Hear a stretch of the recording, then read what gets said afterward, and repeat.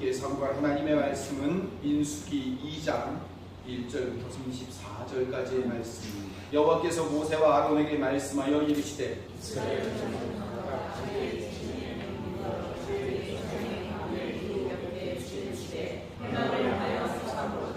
동방 해돋는 쪽에 진칠자는 그 진영별로 유다의 진영의 군기에 속한 자나 유다 자손의 지휘관은 암미나답의 아들 나손이요 그 곁에 진칠자는 이사갈 지파라 이사갈 자손은 지휘관은 수일의 아들 느다넬이요 그리고 스불론 지파라 스불론 자손의 지휘관은 헬론의 아들 엘리압이요 유다 진영에 속한 군대로 계수된 군인의 총계는 106,400명이라 그들은 제1대로 행진할지니라. 남쪽에는 루벤 군대 진영의 군기가 있을 것이라. 루벤 자손의 견제의 아들 그의 군대로 계수된 자가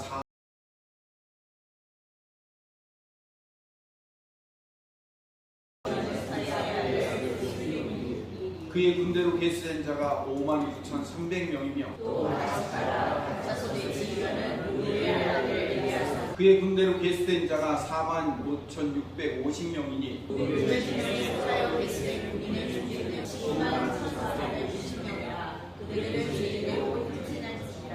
그 다음에 회막이 레위인의 진영과 함께 모든 진영의 중앙에 있어 행진하되 그들의 진친 순서대로 각 사람은 자기의 위치에서 자기들의 길을 따라 앞으로 행진할지니라. 서쪽에는 에브라임의 군대의 진영에 그의 군대로 계수된 자가 45,500명이며 그의 군대로 계수된 자가 32,200명이며 그의 군대로 계수된 자가 35,400명이니 북쪽에는 단 군대 진영의 군기가 있을 것이라. 단 자손의 지휘관은 암미사대의 아들 아히에셀이요 그 곁에 진칠자는 아셀 지파라. 아셀 자손의 지휘관은 오그란의 아들 바기엘이요 또 납달리 지파라. 납달리 자손의 지휘관은 에난의 아들 이라요 단의 진영에 속하여 계수함을 받은 군인의 총계는 157,600명이라. 그들은 길을 따라 후대로 행진할지니라 하시니라.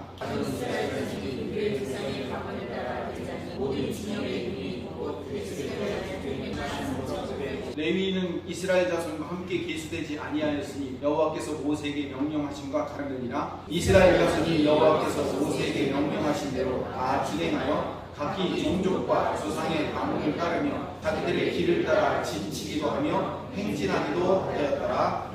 지난주에 읽었던 민수기 1장에서는 각 지파의 지도자들을 뽑아서 지파별로 20명 이상의 남자들을 계수할 책임을 그 지도자들에게 부여를 합니다. 그리고 오늘 2장으로 넘어와서는 실제로 지파별로 그 지도자들이 인원을 계수해서 그 인원의 통계를 보고하는 장면이에요. 그러니까 1장과 2장은 같은 이야기의 반복이나 마찬가지입니다. 성경에서 이렇게 반복하는 이유는 강조하기 위해서 반복을 하는 겁니다. 오늘 1장 2절 말씀을 봅시다. 이스라엘 자손은 각각 자기의 진영의 군기와 자기의 조상의 가문의 기호 곁에 진을 치되 회막을 향하여 사방으로 치라라고 나와 있습니다. 이스라엘을 지파별로 숫자를 계수하는 이유는 몇 명인지에 대한 숫자를 세기 위함이 전부가 아니에요.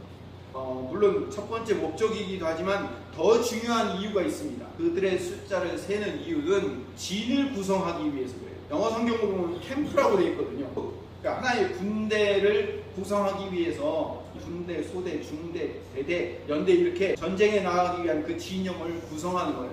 그 진을 만들기 위해서 인원수를 셌던 겁니다. 그래서 먼저 3절에서 9절까지의 말씀은 동방의 해돋는 쪽의 진칠자, 동쪽을 얘기합니다. 성경은 항상 동쪽이 정문이에요. 성전의 정문은 동쪽에 있어요. 그 동쪽에서 물이 흘러내려서 그것이 생수의 강이 된다는 이야기가 에스겔서에도 나오고 그리고 요한계시록에서도 나옵니다. 항상 성경의 성전이나 회막의 문은 동쪽에 있습니다. 왜냐하면 출애굽한 애굽에서 가나안 땅으로 가려면 서쪽에서 동쪽으로 가야 돼요. 서쪽에서 동쪽으로 가는 거니까 동쪽이 방향이 되는 거죠. 그래서 동쪽이 항상 가야 될 방향이 되는 겁니다.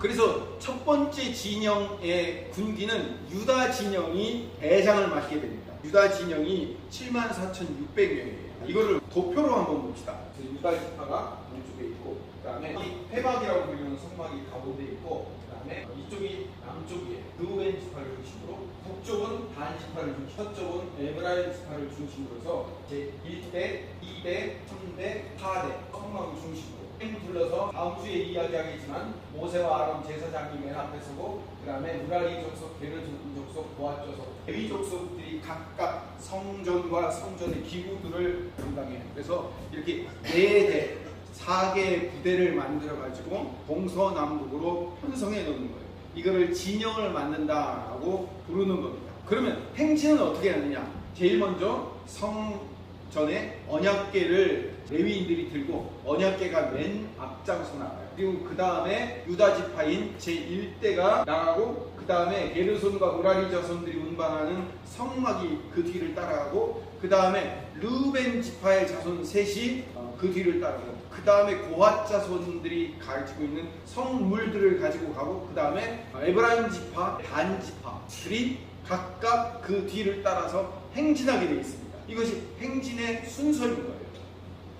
그래서 그림으로 보면 이런 식으로 진이 구성이 되어 있어요. 가운데 회막이 있고, 그 다음에 동서남북으로 각각의 지파들이 서로 마주보고 서서 회막을 중심으로 진을 구성하고 있는 겁니다. 다음 장을 넘겨주시면, 이거는 상상도인데 이 그림을 선택한 이유가 있는데, 각 진영에 깃발들이 꽂혀 있어요. 각 부대에 깃발이 꽂혀 있고, 그 대겔이라고 불리는 그 깃발에 따라서 이동을 하게 되어 있는 거예요.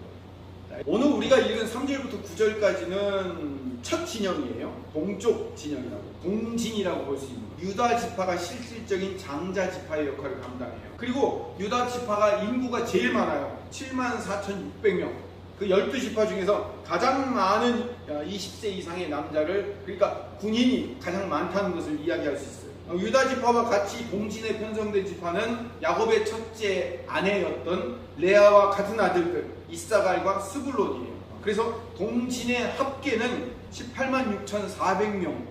그리고 맨 앞에서는 동진이 제일 많은 숫자를 자랑합니다. 그 다음에 10절부터 16절까지는 남진이에요. 르우벤 지파를 중심으로 모이는데, 원래 12아들 등의 르우벤이 장자 역할을 감당해야 되는데 사실은 그렇지 못해서 그냥 남진의 리더의 역할을 감당해요. 르우벤 지파는 유다 지파와 같은 레아의 아들들인 시므온 지파와 레아의 여종 실바의 아들이었던 갓 지파가, 세 지파가 함께 연합을 합니다. 그래서 이 세 지파가 모여서 15만 1,450명으로 세 번째로 많은 숫자를 자랑합니다. 그 다음에 18절부터 24절까지는 서진이에요. 서쪽의 진인데 에브라임 지파를 중심으로 모였어요. 에브라임 지파와 므낫세 지파와 베냐민 지파예요. 에브라임, 므낫세, 베냐민의 특징이 있어요. 좀 레아의 아들들과 손자들이에요. 에브라임과 므낫세는 요셉의 아들이죠. 그러니까 레아의 손자고, 또 베냐민, 레아의 아들이에요. 레아 계열 사람들이 서쪽에 다 모여 있습니다. 서진의 합계는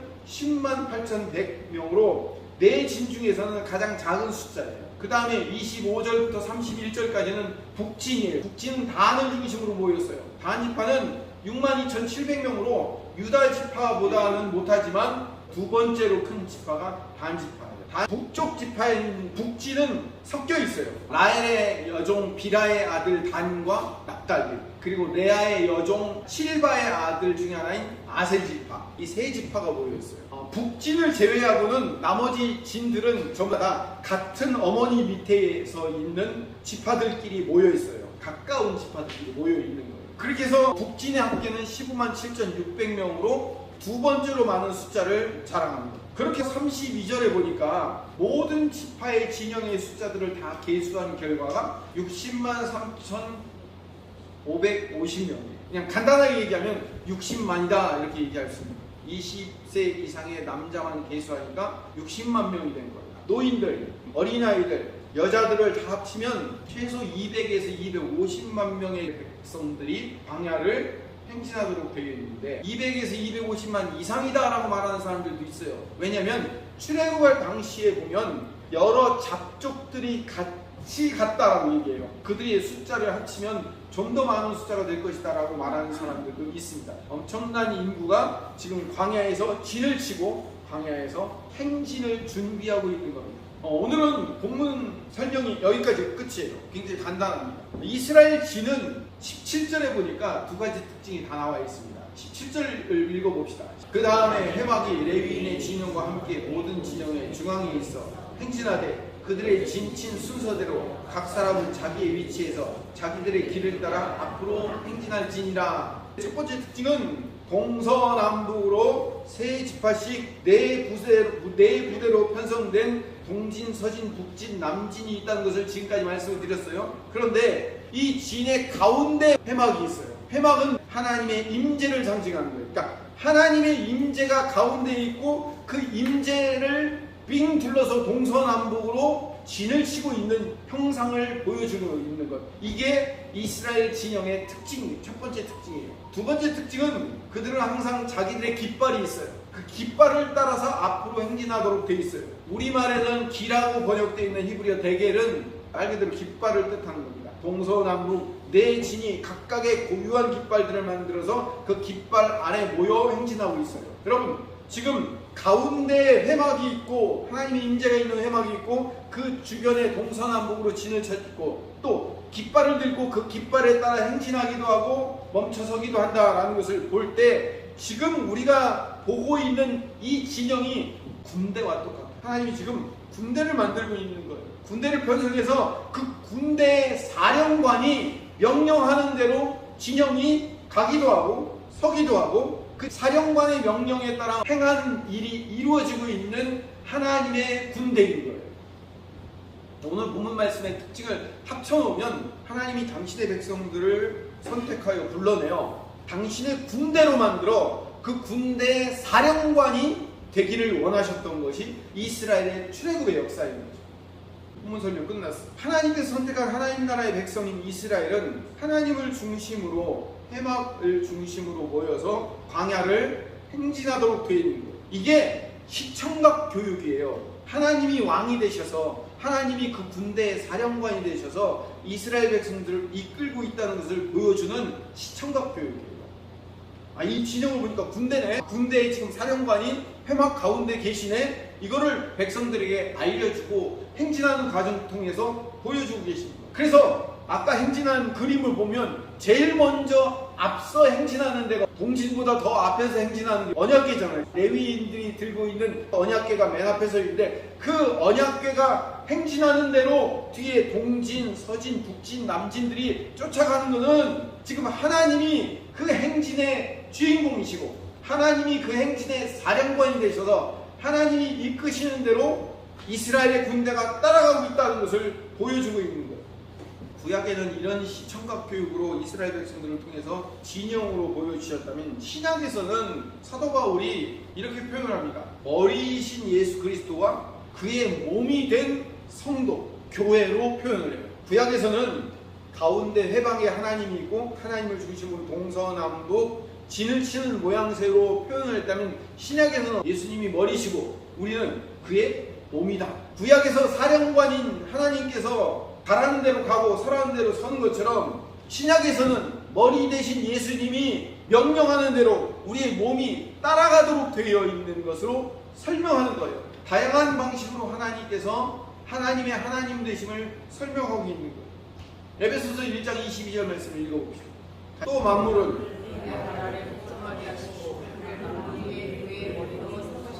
교회의 머리로 삼으셨어요. 예수님이 우리의 머리가 되셨다니까. 우리 교회들의 머리가 되셨어요. 골로새서 1장 18절 말씀 읽어봅시다. 그는 몸인 교회의 머리시라. 그가 근본이시요 죽은 자들 가운데서 먼저 나신 이시니 그는 친히 만물의 으뜸이 되려 하시며 머리이신 분이 근본이시고 먼저 나신 분이시며 만물의 으뜸이 되어서 이 피조물 드리며 구원받은 우리들을 이끌고 통치하며 그들을 끌고 나가는 거예요. 그러니까 구약보다 신약이 훨씬 더 진화되었고 더 친밀하며 더 밀접한 관계로 표현을 하고 있어요. 구약에서는 사령관과 군인들이라면 신약에서는 머리이며 몸의 관계, 그러니까 더 밀접하고 더 친밀한 관계로 표현되었을 뿐이지 결국은 하나님이 우리 인생을 주관하여 이끌고 가겠다는 이야기는 똑같은 이야기로 신구약이 공히 설명하고 있는 겁니다.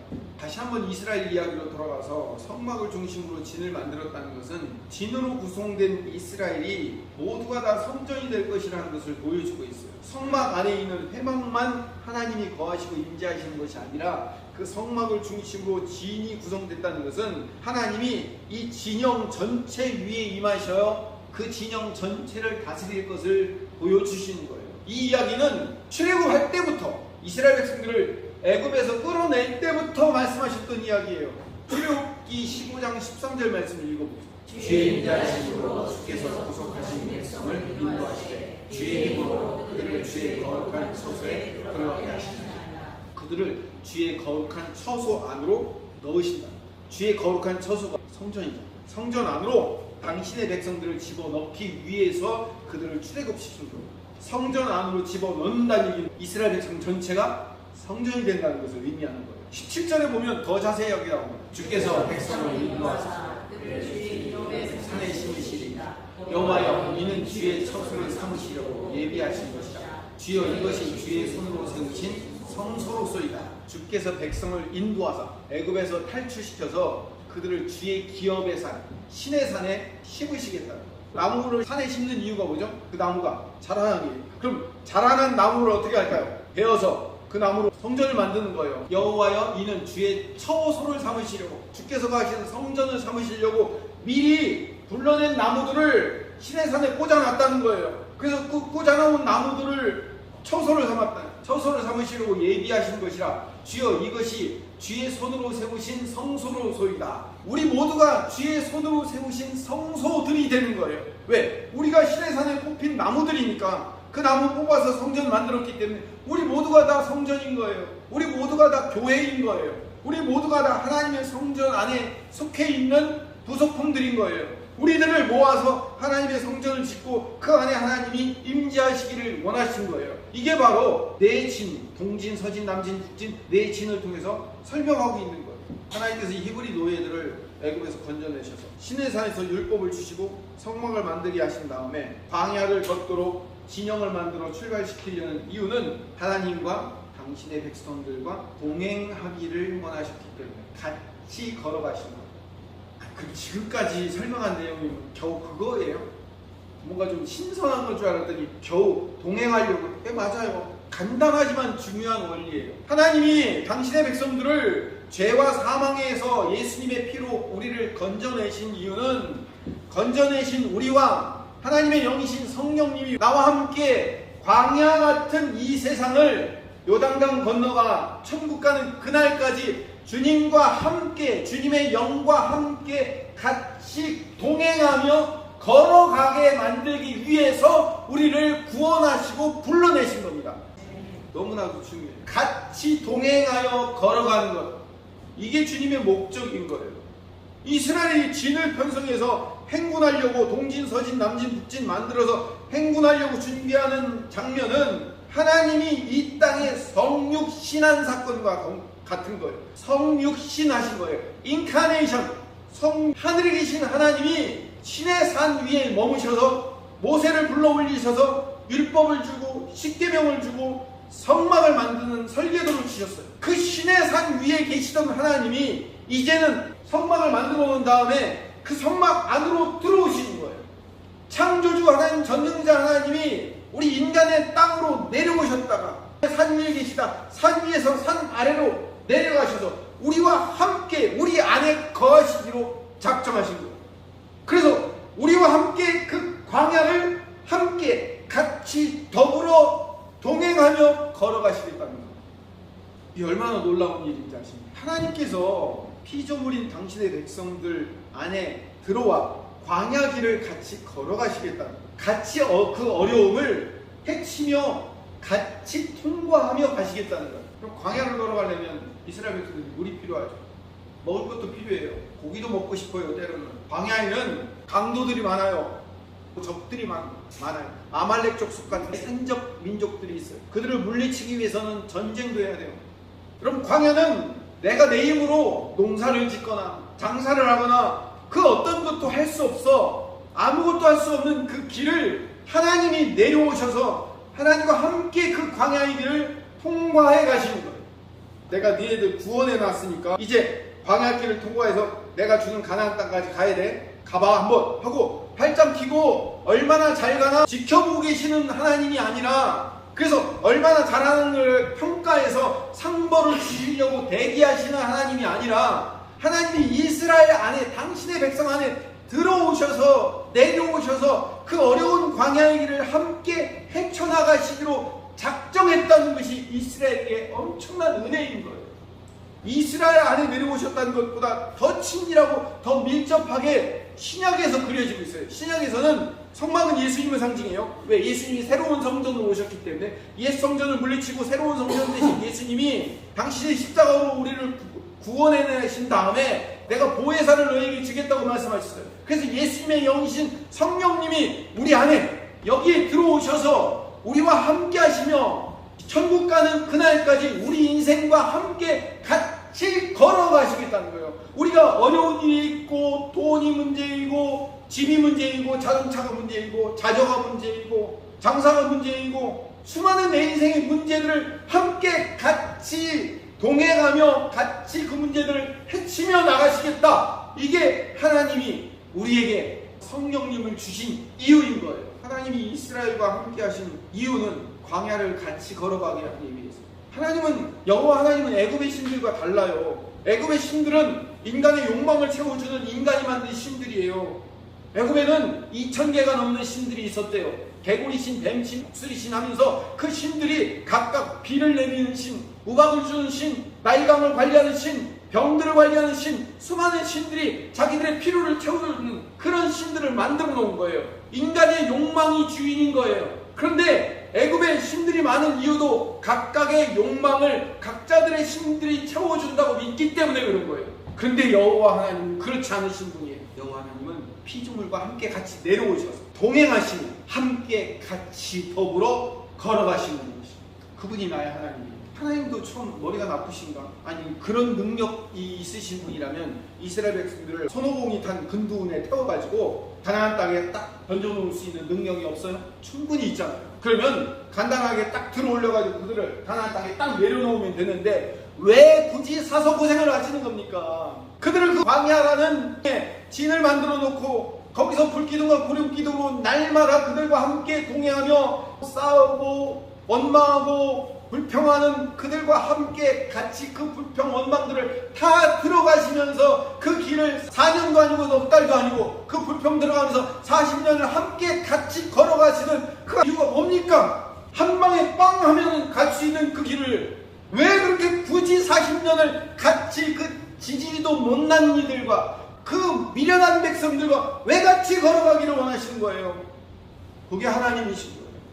성령 하나님이 예수님을 통해서 우리를 구원하시고 예수님의 영이신 성령님을 내게 주어서 천국 가는 그날까지, 예수님 오시는 그날까지 내 안에 있는 죄, 내 안에 아직도 남아있는 악한 내 자존심, 내 자아, 불평, 불만, 원망, 욕망, 욕심, 정욕, 이 모든 것들이 내 안에 아직도 드글드글 끓고 있는데 그 속 안에 주님이 나와 함께 오셔서, 주님의 영이 내 안에 오셔서 나와 함께 그 더러운 내 안에 오셔서 그 더러운 영을 붙들고 같이 걸어가 천국까지 한 걸음 한 걸음 걸어가시는 이유가 뭐냐고요. 많은 해답이 있지만 가장 좋은 해답으로 제가 민수기에서 그 해답을 찾았습니다. 첫 번째 인구조사가 맨 위에 A가 있습니다. 그리고 두 번째 인구조사가 26장에 나옵니다. 첫 번째 인구조사 A, 두 번째 인구조사 26장 다시예요. 자, 그런데 A와 A 다시가 똑같죠. 그 다음에 B, 레위지파의 인구조사. 근데 B 다시는 레위지파의 인구조사. C, 여성을 포함한 율법 규정. C 다시, 여성을 포함한 법률 규정. D, 서원에 관한 규정. D 다시, 서원에 관한 규정. E, 재물에 관한 규정. E 다시, 재물에 관한 명단과 규정.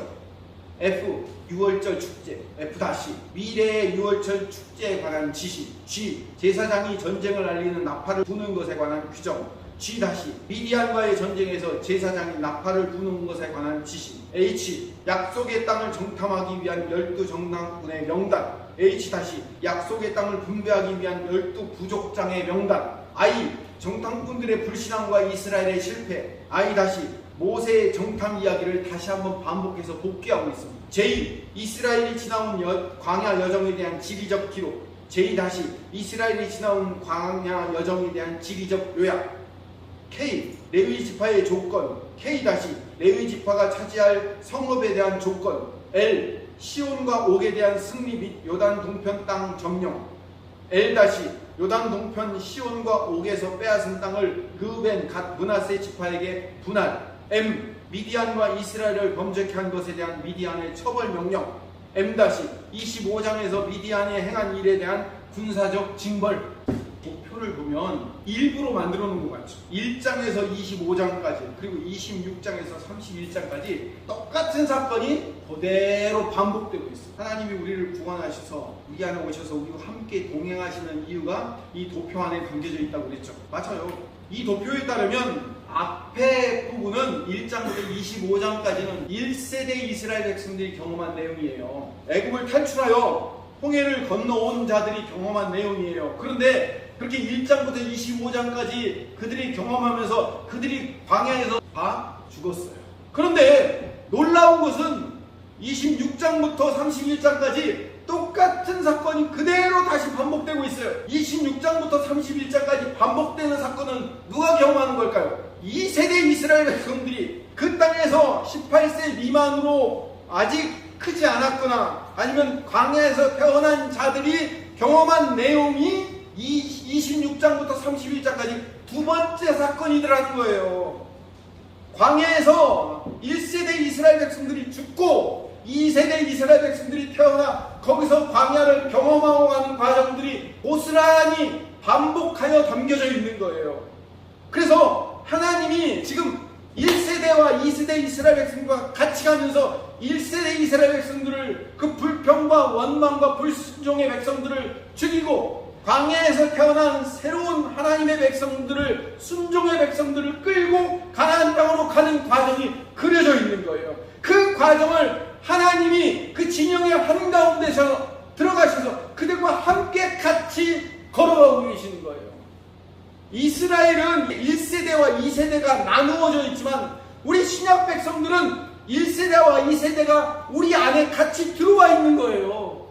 예수님을 통해서 우리가 구원받고 옛 자아들, 불순종의 자아들, 옛 성품들을 이 땅에서 하나씩 하나씩 죽이며 묻어가고 성령님과 동행하는 순종의 새로운 백성들이 내 안에서 태어나 새롭게 태어난 새로운 하나님의 순종하는 자아가 성령님과 함께 가나안 땅까지 동행하는 과정이 이 안에 다 들어가 있단 말이에요. 이 안에 이스라엘 백성들은 시청각 교육을 하려고 1세대 죽었어요.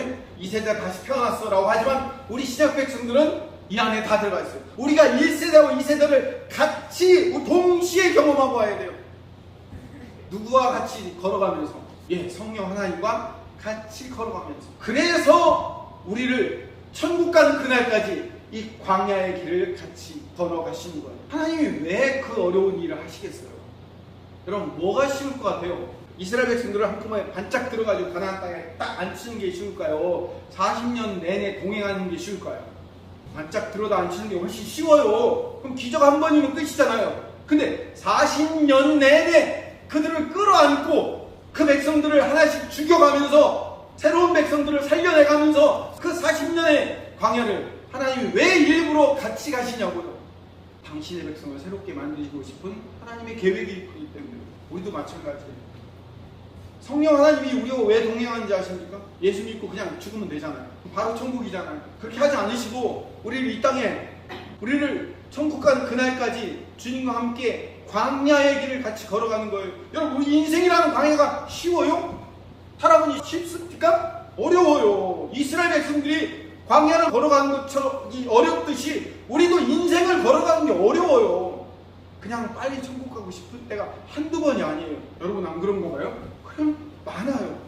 그렇지만 이 길을 한 걸음 한 걸음 주님과 걸어갈 수밖에 없고 걸어가야 되는 이유는 하나님이 내 안에서 옛 성품들을 죽이고 새 성품들을 세워서 훈련시켜 하나님의 자녀로 만들어 가려는 하나님의 계획이 이 안에 담겨져 있기 때문에 하나님이 나와 동행하시는 거예요. 우리 에베소서 4장 13절에서 16절 말씀을 읽고 마칩시다. 세 번역으로 같이 한번 읽어봅시다. 그리하여 우리가 모두가 하나님의 아들을 믿는 일과 아는 일에 하나가 되고 온전한 사람이 되어서 그리스도의 충만하신 경지에까지 다다르게 됩니다. 우리는 이 이상 더 어린아이로 있어서는 안 됩니다. 우리는 인간의 속임수나 간교한 수수에 빠져서 온갖 교훈의 풍조에 흔들리거나 이리저리 밀려다니지 말아야 합니다. 우리는 사랑으로 진리를 맡아서 살면서 모든 면에서 자라나서 머리가 되신 그리스도에게까지 다다라야 합니다. 온 몸은 머리이신 그리스도께 속해 있으며 몸에 갖춰져 있는 각 마디를 통하여 연결되고 결합됩니다. 각 지체가 그 맡은 분량대로 활동함을 따라 몸이 자라나며 사랑 안에서 몸이 건설됩니다. 주님의 사랑 안에서 우리 몸이 건설, 자라나고 주님의 분량까지 성장하는 거예요. 욕망과 정욕에 눈어두어 살던 사람은 그 욕망과 정욕을 이 땅에 하나씩 하나씩 묻어가는 거예요. 내가 일평생 내가 욕망과 정욕을 따라 살았는데 이게 내 인생의 전부 아니었구나 라는 것을 인생을 통해 배워야 되는 거예요. 전 인생을 통해서 하나님이 내 인생의 전부였구나를 배워가는 거예요. 그게 5년, 10년에 끝날 줄 알아요? 안 되잖아요. 지금도 여러분 안에 살아있잖아요. 그래서 그걸 죽이기 위해서 우리 인생이 이렇게 긴 거예요. 하나씩 하나씩 묻어가는 거예요. 우리 안에 있는 원망, 불평, 시기, 질투, 교만함, 나약한 사고방식, 안일함, 게으름, 이 모든 것들을 하나씩 하나씩 죽여가는 거예요. 주님과 함께 자라나는 거예요. 성장해가는 거예요. 내 안에 1세대 이스라엘 백성들이 죽고 2세대 이스라엘 백성들이 자라나는 과정을 내 안에서 겪어야 돼요. 여러분 혼자 가지 않아요. 성령님이 여러분 안에 들어오셔서 여러분과 함께 같이 가고 계시다는 거예요. 그거 믿으면 되는 거예요. 같이 가고 계셔요? 뭔가 함께 같이 가요. 나의 어려움 다 알아요. 내 힘든 거 다 안다고요. 우리가 자라나야 돼요. 자라나지 못한다는 건 이거예요. 하나님이 내 필요를 채워주면 막 신나요. 하나님 기도 응답해 주셨다. 들어주시고 좋아 죽어요. 내가 원하는 게 기도했더니 응답되면 얼마나 좋아요. 근데 내가 원하는 필요들이 내 방식대로 채워지지 않으면 하나님 살아계신 거 맞아. 하나님 안 계신 것처럼 보이고 응답 안 받았을 때 얼마나 괴롭고 하나님 안 믿어. 하나님이 어디 계셔? 이런 것도 안 들어주신 하나님을 내가 무슨 하나님이라고 믿어? 하면서 우리 얼마나 원망과 불평 가운데 하나님한테 삿대질하며 살아요. 늘 우리는 내 필요를 채워주면 하하호 내 필요가 제 방식대로 채워지지 않으면 그냥 풀 죽어서 죽을 것 같은 어려움 속에서 그냥 널브러져 사는 그런 인생을 얼마나 반복하고 살아요. 이 사건이 계속되면 우리는 늘 1세대로 사는 거예요. 늘 여기서 벗어나야 돼요. 여기서 벗어나기 위해서는 내 방식대로 필요가 채워지지 않아도 하나님은 나와 함께 하시며 더 좋은 것으로 나를 채우기 위한 하나님의 계획이 진행되고 있다는 사실을 믿고 믿음으로 가는 거예요. 이게 1세대가 죽고 2세대가 살아나는 과정이란 말이에요. 그걸 우리가 인생에서 겪어가야 되는 거예요. 그래서 성령님이 우리 안에 필요하고 그분과 함께 동행하는 거. 더 이상 이야기하면 찬송해. 기도합시다.